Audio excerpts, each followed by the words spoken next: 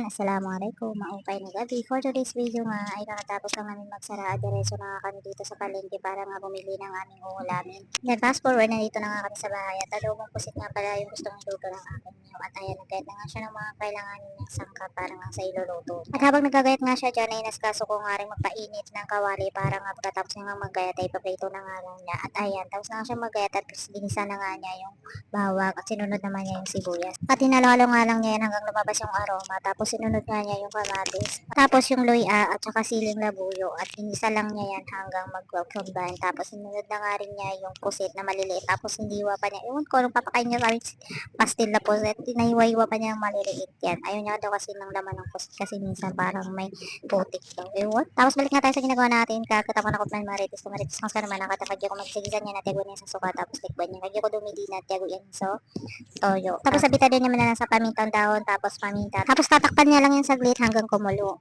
At pag kumulo na yan, ayan, luto na yan guys. Ayan, at pag nagsasayang nga siya ng mga kakainin namin, ay binibidyo ko nga siya. Siyempre, dito video ko pa kami, kiras tayo hindi maniniga, nag-video ako nung ka.